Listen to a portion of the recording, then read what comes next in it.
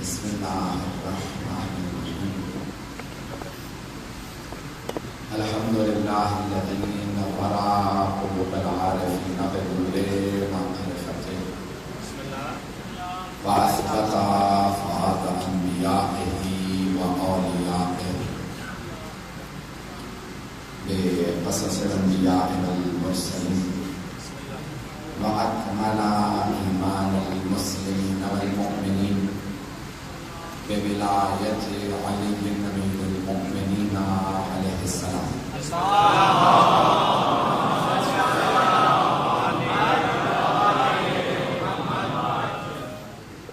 والصلاة والسلام والتحية والإكرام على أفضل الموجودات العبد المؤيد والرسول المسدد المصطفى الأمجد المحمود الأحمد أعني أبا القاسم محمد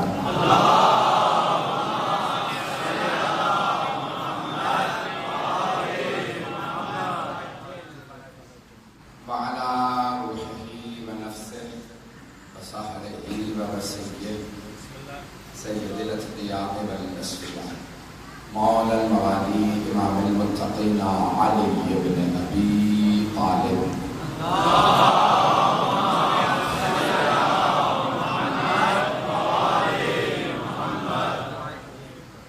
وعلى اوصيائه لا سيما بقية الله في الذين روحي وارواح العالمين لتراب مقدمه الفضل واللعنة الدائمة على أعدائهم أجمعين من الآن إلى يوم الدين أما بعد فقد قال الله الحكيم في كتابه الكريم بسم الله الرحمن الرحيم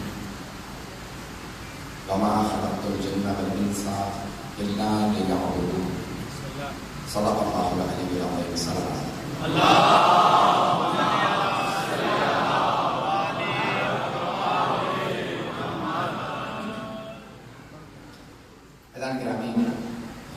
متعدد موضوعات کی آتے ہی مجھ سے درخواست دی گئی ہے، میں سارے موضوعات کو پیش نہیں کر سکتا، ایک ہی موضوع کو جاری رکھوں گا۔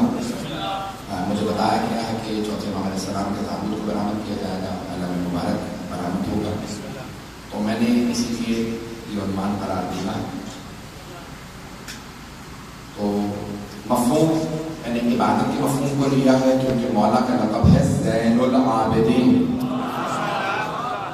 توجہ ہے میرے ساتھ؟ مولا کا لقب زین العابدین، عابدوں کی زینت۔ اتنے عبادت کرنے والے ہیں لیکن عابدوں کی زینت سید سجاد۔ عبادت کا مفہوم بعض اوقات ہمارے ذہنوں میں بڑا تنگ ہوتا، بڑا محدود ہوتا، جیسے امام علی بن مصطفیٰ علیہ السلام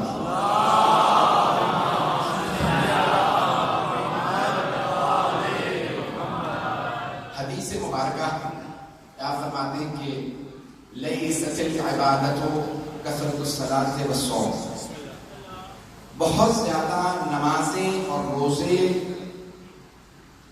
عبادت نہیں ہے، صرف توجہ رہے گی میرے ساتھ؟ لیست العبادۃ کثرۃ الصلاۃ والصوم، بہت زیادہ نمازیں پڑھنا، بہت روزے رکھنا ہی عبادت نہیں ہے، یہ بھی عبادت ہے، یہ ہی عبادت نہیں ہے، بڑا فرق ہے۔ ہمارا فرماتے صرف یہی عبادت نہیں بلکہ عبادت التفکر فی آلاء اللہ، اللہ کی نشانیوں میں سوچنا سب سے بڑی عبادت ہے۔ اللہ کی عبادتوں میں سوچنا، تفکر کرنا، یہ بہت بڑی عبادت ہے۔ بہت سے افراد یہ سمجھتے ہیں میں بہت بڑا عابد ہوں، میں بہت بڑا زاہد ہوں کیونکہ میں نماز پڑھ لیتا ہوں۔ اگر حقوق العباد ادا نہیں کیے تو یہ نماز روزے قبول نہیں ہے۔ توجہ سارے میرے ساتھ، تو حقوق العباد اگر ادا نہ کیے ہوں، حقوق العباد میں سب سے پہلے ماں باپ آتے ہیں، والدین کی اگر اطاعت نہ کی ہو تو نماز روزہ قبول نہیں۔ توجہ، ماں باپ کی اگر اطاعت نہ کی ہو، فرما برداری نہ کی ہو، تو انسان کی عبادت قبول نہیں ہے. اور حبیب خدا فرماتے ہیں انا وعلی ابوا هذه الامہ، میں اور علی اس امت کے باپ ہیں.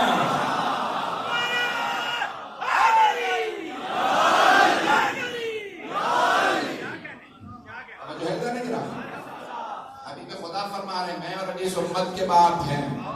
ماں باپ کا احترام واجب ہے. اپنے ماں باپ اگر حکم دیں اللہ کے حکم کے برخلاف تو قرآن کہتا ہے فلا تطیعهما، تو اطاعت نہ کرنا. دین پہ عمل سے روک دیں تو ان کی اطاعت واجب نہیں. توہین جائز نہیں ہے لیکن اطاعت واجب نہیں. لیکن جہاں نبی اور آل نبی کی بات آتی ہے وہاں پہ کہیں نہیں کہا اطاعت نہ کرنا. ان کی ہر حالت میں اطاعت واجب ہے کیونکہ ان کا کوئی امر کوئی حکم اللہ کے حکم کے برخلاف نہیں. چلیے گا میرے ساتھ. تو میں عبادت کے مفہوم کو پیش کروں. عبادت کا مفہوم بہت وسیع، بہت وسیع. یہاں تک کہ معصوم علیہ السلام سے ایک سوال کیا گیا کہ مولا میں عبادت کرنا چاہتا ہوں، تو آپ نے فرمایا خود حبیب خدا کی حدیث ہے کہ بہت سی چیزوں کو دیکھنا بھی عبادت ہے. کچھ لوگ تو پہنچنا ہے، کچھ لوگ شاید کرنے کی وجہ سے جانے انگلی پکڑ کے پہنچاؤں. تو اللہ نے کہا النظر الی الکعبۃ عبادت، کعبے کو دیکھنا بھی عبادت ہے. النظر الی المصحف عبادت، قرآن کریم کو دیکھنا بھی عبادت ہے. النظر الی وجہ علی عبادت، علی کے چہرے کو دیکھنا بھی عبادت ہے. والدین کے چہرے کو، النظر الی الوالدین، حبیب خدا کی حدیث ہے ماں باپ کے چہرے کو دیکھنا بھی عبادت ہے. توجہ میرے ساتھ رکھیے گا. گرامی اپنی بہت سی چیزیں عبادت ہیں. جناب امیر کے چہرے کو دیکھنا بھی عبادت ہے. یہاں تک حبیب خدا نے فرمایا کہ علی کے چہرے کو دیکھنا عبادت. تو کسی صحابی نے سوال کیا یا رسول اللہ وہ جو بعد میں آئیں گے، یا آپ نے فرمایا تھا کہ میرے بھائی علی کی شہادت ہو جائے گی، جو بعد میں آئیں گے کا ذکر علی عبادت، علی کا ذکر کرنا بھی عبادت ہے.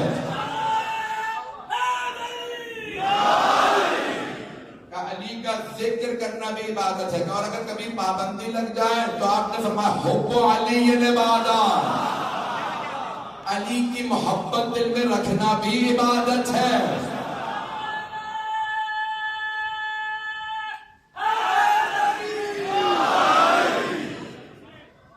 توجہ فرما رہے ہیں.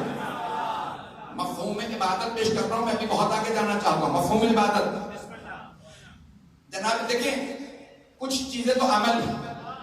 نماز عمل ہے، روزہ عمل ہے، حج عمل ہے، خمس ادا کرنا عمل ہے، زکوٰۃ دینا عمل ہے، جہاد عمل ہے، مجلس میں آنا عمل ہے. جب آپ نے نیت کی تھی مجلس میں جاؤں گا، عبادت وہیں سے شروع ہو گئی تھی. گھر سے نیت کر کے چلے. نوجوانوں کے لیے جملہ کہہ رہا ہوں، جب بھی آپ مجلس میں آئیں تو نیت کر کے آئیں والدین کی طرف سے جا رہا ہوں، مرحومین کی طرف سے جا رہا ہوں. چاہے والدین زندہ ہو زندہ نہ ہو، نیت کر لیجئے. آپ کو ثواب تو ملے گا ہی، انہیں بھی ثواب مل جائے گا. مجلسوں میں آنا عبادت ہے. یہاں تک روایات میں ہے جب آپ نیت کرتے ہیں وہیں سے آپ کے گناہ دھلنے لگتے ہیں. اہل بیت کے ذکر کے لیے جا رہے ہیں. تو عبادت کا مفہوم بہت وسیع ہے. عبادت کا مفہوم بہت وسیع ہے. آپ ہر کام کو عبادت قرار دے سکتے ہیں. آپ کا کھانا کھانا بھی عبادت ہے. نیت یہ ہو کھاؤں گا نہیں تو عبادت کیسے کروں گا. کھانا کھانا بھی عبادت، حلال کھانا. یہاں تک کہ معصوم علیہ السلام کی حدیث ہے القاسم حبیب اللہ، حلال رزق کمانے والا اللہ کا دوست ہے. صبح کو گھر سے نکلتے وہ بھی عبادت ہے. عبادت کا مفہوم پیش کر رہا ہوں. اگر چلیں گے تو میں چلوں گا.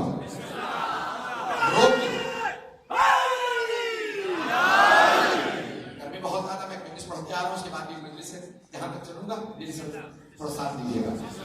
ایسا نہیں کہ نام بہت سے افراد میں ایک واقعہ پیش کر دوں تاکہ جو نوجوان ہیں وہ میرے سے متصل ہو جائیں.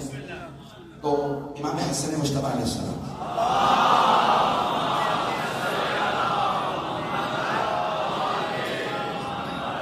حج میں ہیں اور طواف بدل آ رہے ہیں، یہ اتنے میں ایک فقیر آتا ہے، کہتا ہے کوئی راہ خدا میں مجھے کھانا کھلا، ہے کوئی جو مجھے لباس دلوا دے، میں ننگے پیر ہوں، ہے کوئی مجھے نالین دلوا دے؟ مولا نے کسی کو نہیں دیکھا، طواف چھوڑا، میرے ساتھ چل، میں کھانا بھی کھلاؤں گا، لباس بھی دلواؤں گا، نالین بھی دلواؤں گا۔ مولا تشریف لے گئے، جب واپس آئے تو سارے حاجی آپس میں چیوی گوئیاں کر، ارے یہ نواسہ رسول ہے، اتنی بڑی عبادت حج، اس کا سب سے بڑا رکن طواف، یہ طواف چھوڑ کے نواسہ رسول ہوتے ہوئے اس بھوکے ننگے کو کھانا کھلانے چلے گئے۔ نہیں مجمع کب وہ نہ جانے کون تھا، کہاں سے تھا، نہ لباس نہ کھانا، بھوکا ننگا آدمی، سب نے کہا فرزند رسول آپ نواسہ رسول ہوتے ہوئے اس بھوکے ننگے کے ساتھ چلے گئے جس کے پاس نہ لباس نہ پاؤں میں نالین نہ اس نے کھانا کھایا، اور آپ نواسہ رسول نے طواف چھوڑ کے چلے گئے۔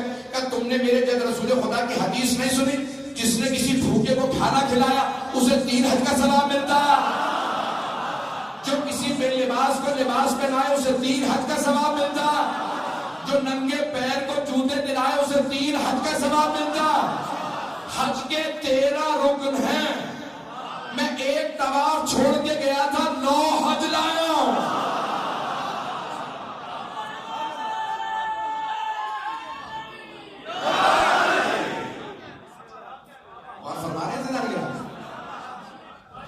عبادت کا مفہوم بہت وسیع ہے، محدود نہ کیجیے اپنی عبادتوں کو، یہ آپ کا ہر کام عبادت ہے۔ علی والا چلتا پھرتا عابد ہے، کیونکہ دل میں محبت ہے۔ میں مفہوم پیش کر رہا ہوں تو بہت وسیع عبادت کا مفہوم، مجھے اس مفہوم کو پہنچانا، عبادت کا مفہوم بہت وسیع ہے۔ چوتھے امام کا ایک غلام،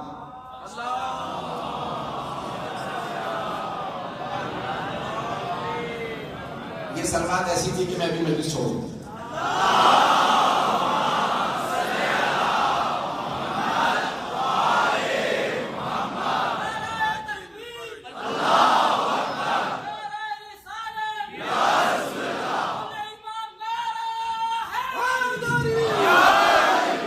میں آپ کی محبتوں کا ممنون ہوں، جس پیارے انداز سے سن رہا ہے، میں دیکھ رہا ہوں کہ حرارت بہت زیادہ ہے اور آپ بہت دیر سے تشریف فرما ہے، لیکن ساتھ دیجیے گا کہ عبادت کا مفہوم بہت وسیع ہے۔ جناب سید الشہداء حج سے کربلا جا رہے تھے، حاجی بہت زیادہ تھے، لیکن حج بچانے والے صرف امام حسین تھے۔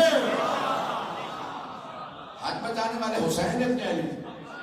آج یہ عبادتیں باقی ہیں تو کسی حسین کے صدقے میں باقی ہیں، سارے بندے کی توجہ ہو۔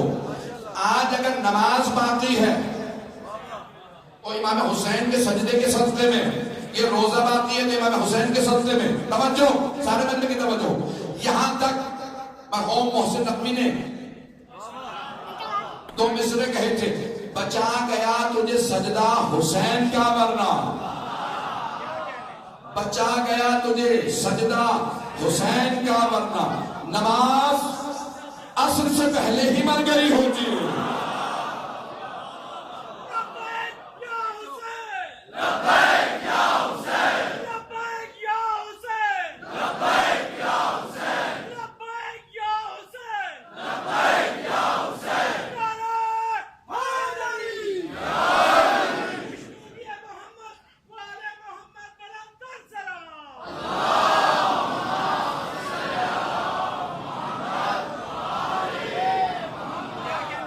جو فرما رہے تھے عبادت کا مفہوم بہت وسیع۔ تو چوتھے امام کا ایک غلام ہے کہ مدینے سے باہر ایک کتے کو کھانے کو کچھ دے رہا تھا، اسے نجس العین جانور کے۔ چوتھے امام نے اسے دیکھا، مسکرا کے کہا جا تو آزاد۔ اسے کہا مولا کہ آپ ناراض ہو گئے کہ میں نجس العین کتے کو کچھ کھانے کو دے رہا تھا؟ مولا نے کہا نہیں، میں خوش ہوا۔ مولا پھر آزاد کیوں کر دیا؟ میں تجھے انسانیت سکھا رہا تھا، تو جانوروں کی بھی پرواہ کرنے لگا۔ عبادت کا مفہوم بہت وسیع، یہاں تک حدیث نبوی لکھل کبد حرہ، ہمارا جگر ہے نہیں، پیغمبر فرماتے ہیں ہر گرم جگر کو ٹھنڈا کرنے کا ثواب ہے. نہیں پہنچا سکا. حدیث نبوی ہر گرم جگر کو ٹھنڈا کرنے کا ثواب ہے. آپ نے یہ نہیں کہا انسانوں کو پانی پلانے کا ثواب ہے. ہر گرم جگر کو ٹھنڈا کرنے کا. جگر جانوروں میں بھی ہوتا ہے. جانور کو بھی پانی پلاؤ تو ثواب ہے.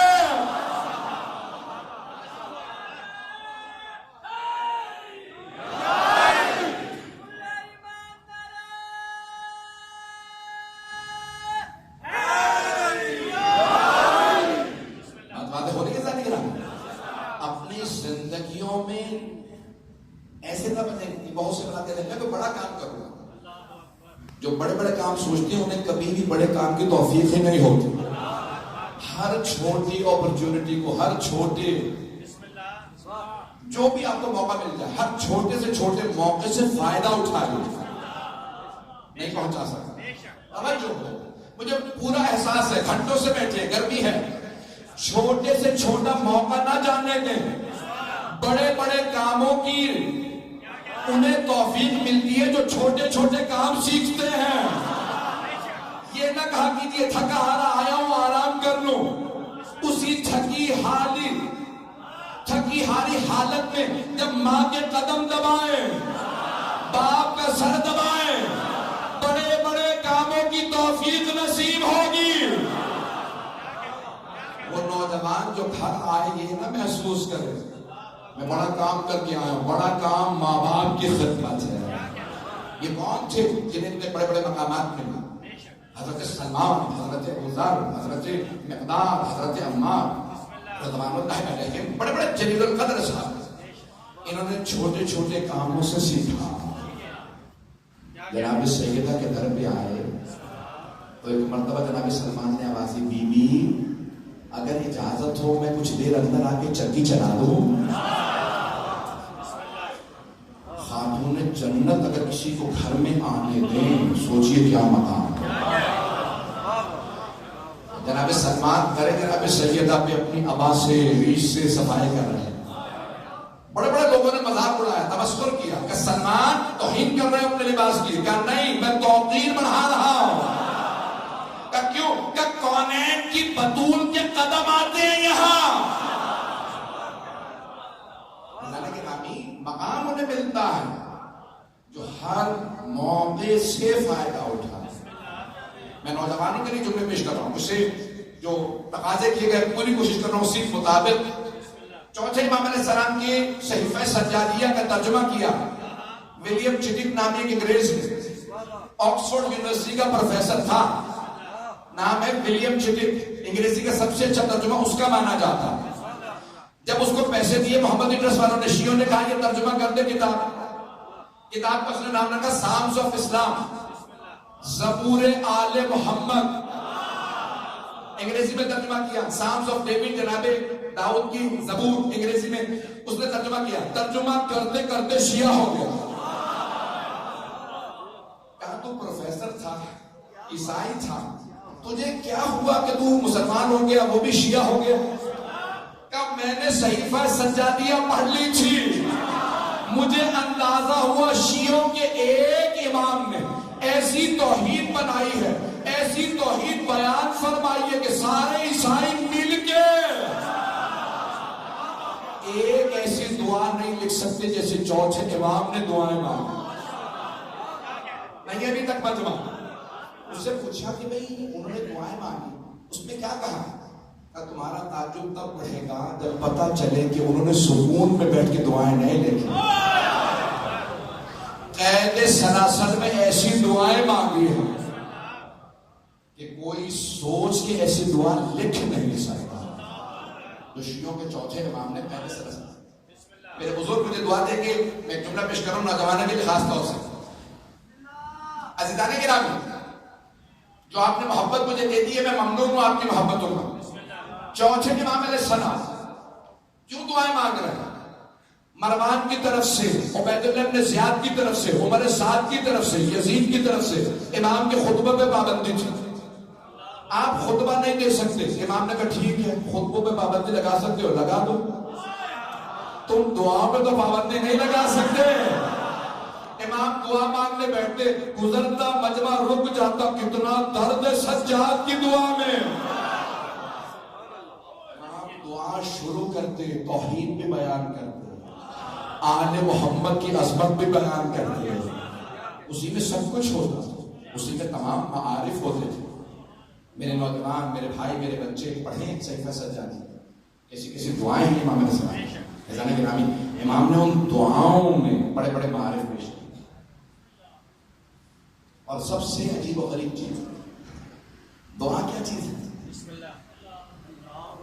خزانہ گرامی, میں میرے بھائی, میں جانتا نہیں کسی کو بھی نام سے, کسی سے کہوں کہ یہ مومن ہے بھائی, کہوں کہ مجھے یہ چاہیے, مجھے پانی چاہیے اس وقت, مجھے یہ چاہیے, بتاؤں گا اسے جسے پتا نہ ہو میری ضرورت کیا ہے. نہیں پہنچا سکتا. بتایا اسے جاتا ہے جسے ضرورت نہ پتا ہو, نہیں ہے. یا پھر اسے بتایا جاتا ہے جو بہتری نہ جانتا ہو. بھائی کوئی مجھے ٹھنڈا پانی دے, میں کہوں نہیں ٹھنڈا پانی نہیں چاہیے, گلا خراب ہو جائے گا, مجھے گرم پانی دے دو. اسے بتاؤں گا جسے پتا نہ ہو. یہ دونوں چیزیں اللہ پہ محال ہے تصور کرنا. وہ ضرورت ہماری ہم سے بہتر جانتا, وہ ہماری ضرورت ہم سے بہتر جانتا. نمبر 2, اسے پتا ہے انہیں کیا چاہیے کیا نہیں چاہیے, لیکن وہ اتنا کریم خود ہی کہتا ہے ادعونی استجب لکم, مانگو تو صحیح میں دوں گا.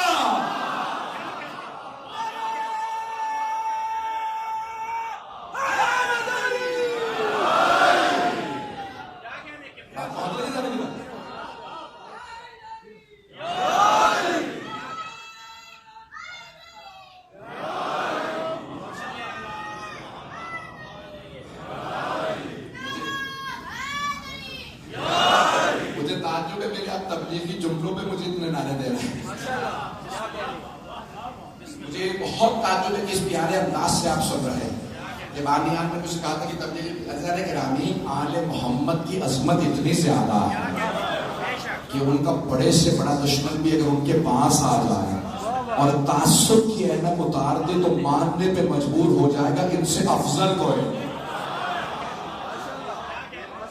بغیر تعصب کے دیکھے تو آل محمد سے دنیا میں کوئی بہتر ہے, کوئی افضل ہے. حضرت گرامی چوتھے امام علیہ السلام کے 2 پہلوؤں کو پیش کرنا چاہتا ہوں. ایک امام کی عبادت, دوسرے سجدے. نوجوانوں کے لیے خاص طور سے یہ واقعہ پیش کر رہا ہوں. آپ نے بارہا سنا ہوگا, مجھ سے بھی سنا ہوگا, اوروں سے بھی سنا ہوگا کہ مولا طویل ترین سجدے کرتے تھے. سجدے میں ہیں, آواز بلند ہوتی ہے, ارے محمد باقر کنویں میں گر گئے. امام معصوم بچپنے سے معصوم ہوتے ہیں, خطا نہیں کرتے. کھل کے نہ کہلوائیے, خطا نہیں کرتے تو گرے نہیں, گرائے گئے. مجھے تفصیل میں نہیں جانا, لیکن آواز کیا بلند ہوئی, محمد باقر کنویں میں گر گئے.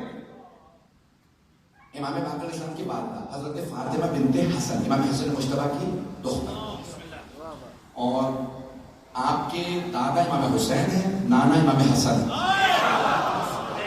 امام باقر علیہ السلام. تو آپ کی والدہ نے حضرت فاطمہ بنت حسن نے اس حجرے میں آ کے مولا سجاد جہاں سجدے میں تھے بلند آواز سے رونا شروع کیا تھا, میرے سرتاج ہمارا بیٹا کنویں میں گر گیا. لیکن امام کا سجدہ طولانی ہوتا چلا جا رہا. امام سجدے میں ہیں, بہت دیر بعد سجدہ تمام ہوا. جب سجدے سے امام اٹھے تو ایک مرتبہ آپ کی زوجہ نے دیکھا کہ مولا اس وقت سجدے سے باہر آئے. آپ نے کہا کنیز خدا یہ آنکھوں میں آنسو کیوں؟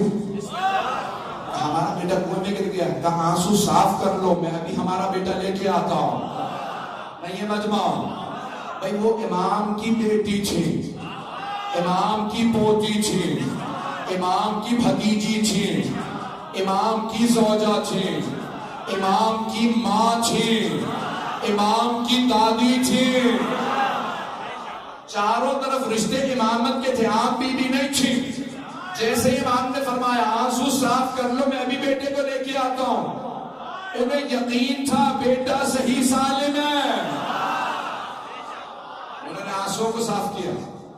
امام چلے، میں اپنے انداز سے پیش کروں گا، یقین میں نے مجھ سے بالکل پڑھانے جا رہا اس وقت کہ جیسے میں پڑھنا چاہ رہا تھا بالکل میری سب حالت غیر ہے، 4 ہفتے ہو گئے مسلسل سفر کے اندر۔ ایک مرتبہ امام چلے، کیسے چلے ہوں گے میں اپنے انداز سے پیش کروں گا۔ امام نے امامت کی عبا اوڑھی ہوگی، ولایت کی قبالی ہوگی، عصمت کا امامہ رکھا ہوگا، تولہ کی تسبیح لی ہوگی، تبرہ کا ڈنڈا لیا ہوگا، اپنے نالین سے تن کیے ہوں گے، زمین نے قدموں کے بوسے دیے ہوں گے، آسمان نے سر پہ سایہ کیا ہوگا۔ جیسے امام چلے جہاں سے لبیک کی صدائیں آنے لگی، امام جیسے باہر آئے مجمع چھٹنے لگا۔ کنویں میں کشش تھی نہیں، امام میں کشش تھی۔ امام کنویں کے قریب آئے، سارے مدینے نے دیکھا، چوتھے امام نے آواز دی پانی میری امانت لوٹا دے۔ ایک مرتبہ کنویں کا پانی ابھرنے لگا، سارے مدینے نے دیکھا، پانچویں امام پانی کے اندر نہیں اوپر تشریف فرما تھے۔ چوتھے امام نے باہیں پھیلائی، میرے لال میرے پاس آ جائیے۔ پانچویں امام آغوش میں آئے، امام نے چوما، گھر کی طرف بڑھے۔ ایک آدمی نے سوال کیا فرزند رسول کیا آپ پریشان نہیں تھے؟ بیٹا کنویں میں گر گیا۔ امام نے مسکرا کے کہا نہیں بالکل پریشان نہیں تھا۔ کہاں آپ کا چہرہ بھی بتا رہا ہے پریشان نہیں تھے، پوچھ سکتا ہوں کیوں؟ ہاں سوال کرنا تمہارا حق ہے۔ کہا مولا کیوں پریشان نہیں تھے؟ کہا میں اللہ کے سجدے میں تھا، جب میں نے اس کے سجدے میں خیانت نہیں کی تو وہ میری امانت میں کیسے خیانت کر سکتا؟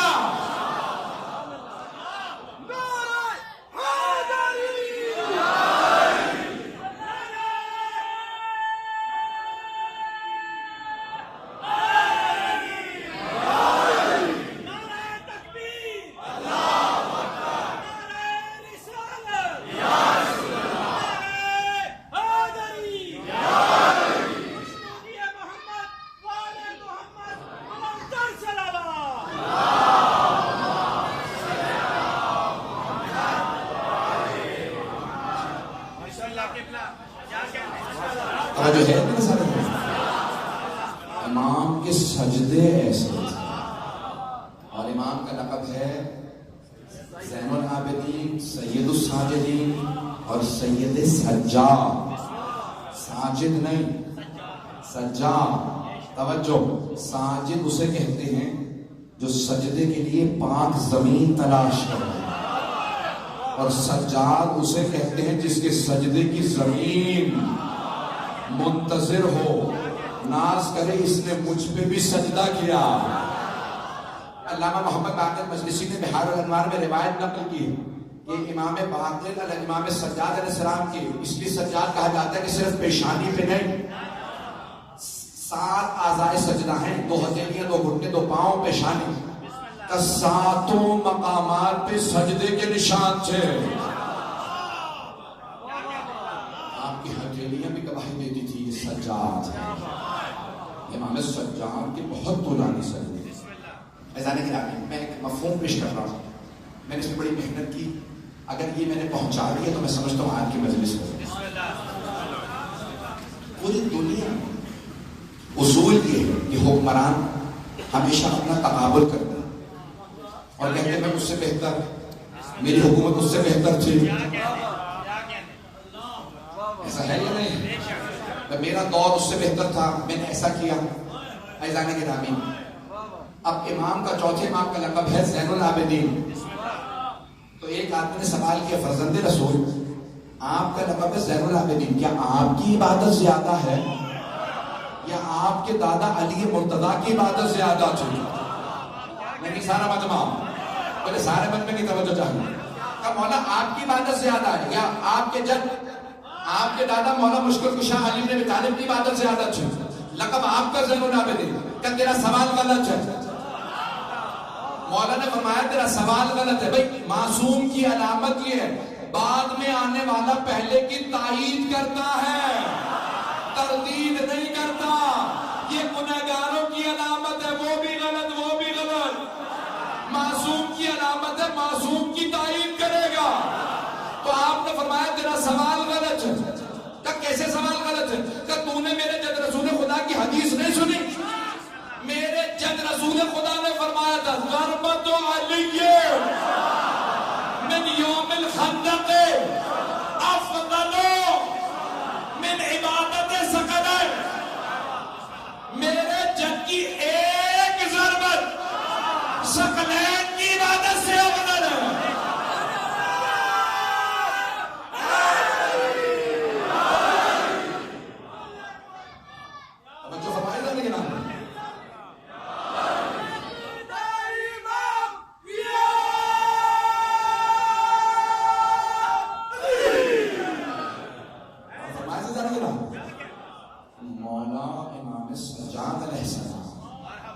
ہر آنے والا کہتا ہے میں دوسرے سے بہتر، میری حکومت بہتر، دور امامت ہے چوتھے امام کا، مجھے ناز ہے میں اپنے دادا علی کی حکومت میں پیدا ہوں۔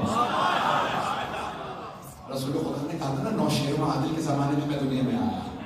توجہ، مولانا امام کا فرمان ہے، مفہوم پیش کر رہا ہوں پورا، اسی طرح تمام کروں۔ فرماتے ہیں کہ کوئی آج حکمران دیکھیں، ایک ہی بات کہتا ہے کرونا وائرس ہے، میں کچھ نہیں کر سکتا، خزانے خالی ہیں، تجارت رک چکی ہے، ملک میں خانہ جنگی ہے، حالات خراب ہوں ہر حکمران کو بہانہ مل جاتا ہے۔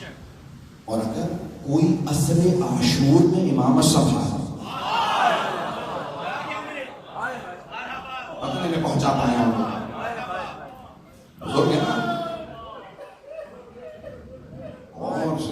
اگر میں نے یہ پہنچا دیا، میں سمجھتا ہوں میری مجلس ہو۔ ساری دنیا کے حکمران کہتے ہیں حالات خراب تھے، کربلا سے زیادہ بھی کہیں حالات خراب تھے، کہیں عصر عاشور سے بھی دنیا کے حالات زیادہ خراب ہوئے۔ امام سجاد نے عصر عاشور میں امامت سنبھالی۔ عصر عاشور خدا کی قسم مولا نے پوری زندگی ایک شکوہ نہیں کیا، پروردگارہ کب امامت دی ہے؟ میرے بابا کا لاشا تب کی ریت پہ پڑا، میری پھوپھیاں بے پردہ، ایک شکوہ نہیں مانا، کہیں اللہ سے نہیں ڈرے، بار بار ایک ہی جملہ کہتے نظر آتے ہیں، پروردگارہ میں تیرا کیسے شکر ادا کروں، تو نے ہم آل محمد کو جو عظمت دی ہے کسی کو نہیں دی، تو نے وہ آزمائشیں دی جو کسی کو نہیں دی، اور تو نے ہر آزمائش میں ہمیں کامیاب کیا۔ اس حالت میں بھی شکوہ نہیں کرتے، یہ نہیں فرماتے کہ میرے بابا مارے گئے، کہتے پروردگارہ میرے بابا شہید ہو کے بھی تیرے سامنے بعظمت ہے، اور وہ مار کے بھی ذلیل و خوار ہے۔ اور پھر پوری زندگی اس بات پہ ہوئی، میں نے امامت کے بعد پہلا جو حکم صادر کیا وہ شام غریبہ میں علی و بطول کی بیٹیوں سے کہا،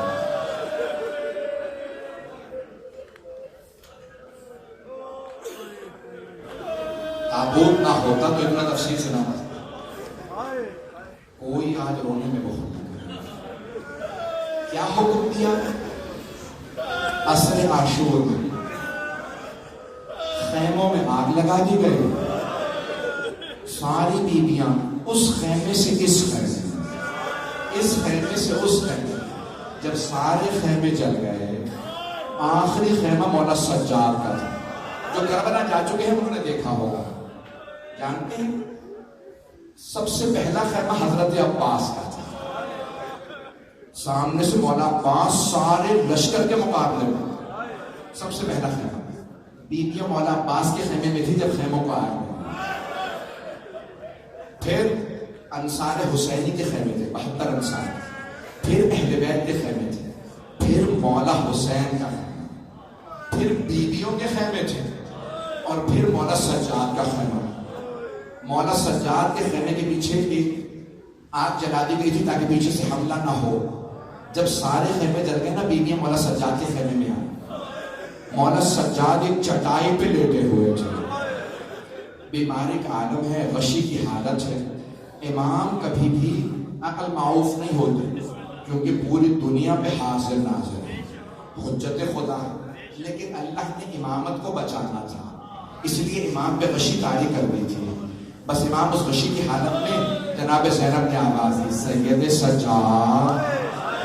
سارے خیمے جل گئے. بیٹا آپ امام وقت ہیں، بتائیے کیا حکم ہے؟ ہم جلتے خیموں میں جل جائیں یا بغیر چادروں کے باہر نکل جائیں؟ شمر نے نیزوں سے ہماری چادریں چھین لی. امام سجاد نے فرمایا، پھوپھی اماں، انتی بحمد امتی انتی بحمد اللہ عالمتون غیر معلمتی. پھوپھی اماں، آپ تو عالمہ غیر معلمہ ہیں، آپ کو مسئلہ پوچھنے کی ضرورت نہیں ہے، آپ تو مسئلہ جانتی ہیں.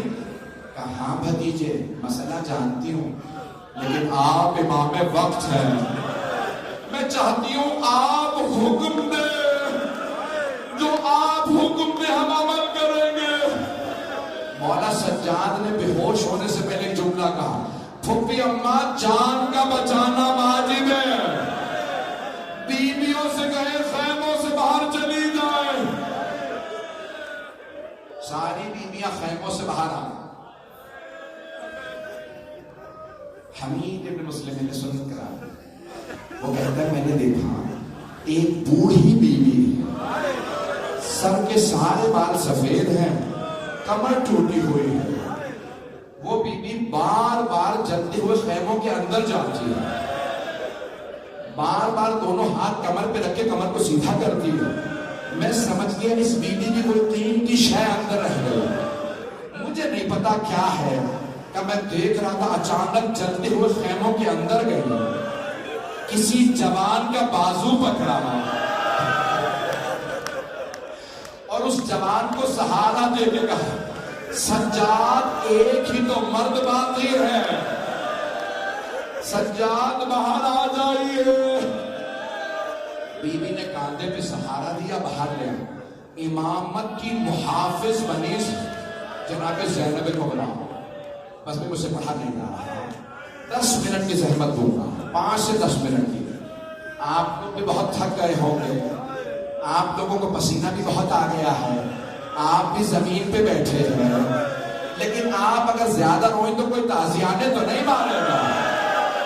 ہائے شام غریبہ، جب بیویاں روتی تھی شبر تازیانے مارتا تھا، رونے کی اجازت نہیں ہے.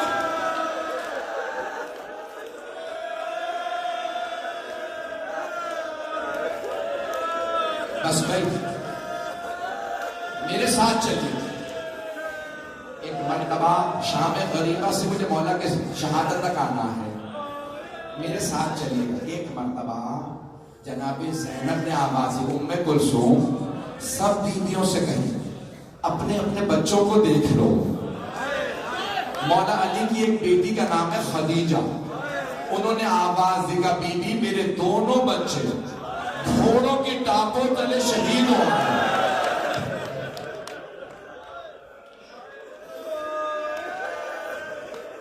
اتنے میں ایک بیوی نام ہے رباب، انہوں نے آواز دے کے کہا کہ بی بی میری سکینہ کا کچھ پتا نہیں تھا. جانتے جناب زینب نے کیا کیا؟ میرے بھائی وہاں برداشت نہیں کر پا رہا، سب سے درخواست میری طرف دیکھیے. جناب زینب نے فرات کا رخ کیا، بلند آواز سے آواز دی، عباس میرا بھائی ذرا آ کے دیکھو، سکینہ کا کچھ پتا نہیں.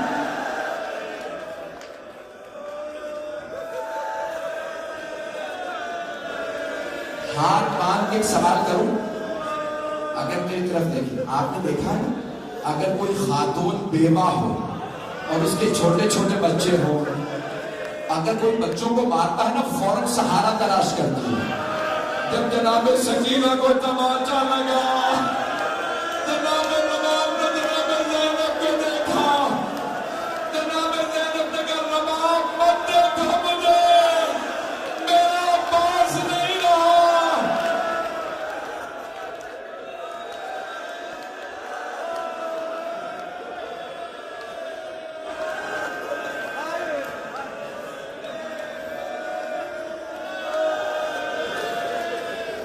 کیونکہ مولا عباس کا علم ہے نا، اس لیے میں نے مولا عباس کے بھی دو جملے پڑھ دیے. ایک اور جملہ سن لیجیے. مجھے نہیں پتا، میرے نزدیک ثابت نہیں کہ پانی کہاں سے آ، سب نے اپنا اپنا لکھا ہے. بس ایک مرتبہ پانی آ گیا، اتنا سا پانی تھا کہ سب بیویوں نے کہا جناب زینب کو پلا دو، یہ بہت دیر سے پہرا دے رہی ہے. جناب زینب کو پانی دیا، بیوی نے کوزہ لیا. آواز سکینہ، بیٹی پہلے آپ پانی پی لیجیے. جناب سکینہ نے سوال کیا پھوپھی اماں آپ نے پہلے مجھے پانی کیوں دیا؟ کہا بیٹی آپ سب سے چھوٹی ہیں اس لیے میں نے پہلے آپ کو پانی دیا. جناب سکینہ نے کوزہ لیا، مقتل میں اتر گئے. بیوی نے کہا سکینہ کہاں جا رہی ہیں آپ؟ کہا پھوپھی اماں مجھ سے چھوٹا میرا بھیا علی اصغر ہے، میں پہلے بھائی کو پانی پلاؤں گی. میرے بزرگ برداشت نہیں کر رہا ہے. آئے بھائی دو جملے مولا سجاد کے. تاریخ میں 4 تابوت بڑے مظلومیت کے ہیں. 4 تابوت.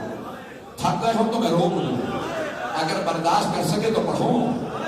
4 تابوت بڑے مظلومیت کے. پہلا مدینے میں تابوت اٹھا، رات کا وقت ہے، جنازے میں صرف 14 افراد. یہ تابوت سیدہ کا ہے، یہ خاتون جنت کا تابوت. تفصیل کا وقت جانتے ہیں دوسرا تابوت کس کا ہے؟ شام کا زندان ہے، کسی چھوٹی سی بیوی کا تابوت ہے. میرا بھائی ہاتھ جوڑ کے کہتا ہے برداشت نہیں ہو رہا. کسی چھوٹی سی بیوی کا تابوت ہے.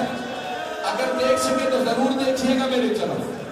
تابوت اٹھانے والے کے گلے میں دوت ہے، ہاتھوں میں زنجیر ہے، پاؤں میں بیڑیاں.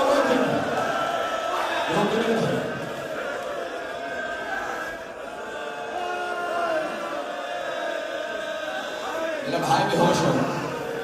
آخر جو 2 سے 4 منٹ، 2-4 منٹ کے مسافت میری طرف. تابوت اٹھانے والا ہے میری طرف. آپ جانتے ہیں جب قبر بنائی جاتی ہے تو ایک لاشا دیتا ہے، دوسرا لاشا لیتا ہے. میرے مولا نے تابوت اٹھایا، مولا سجاد نے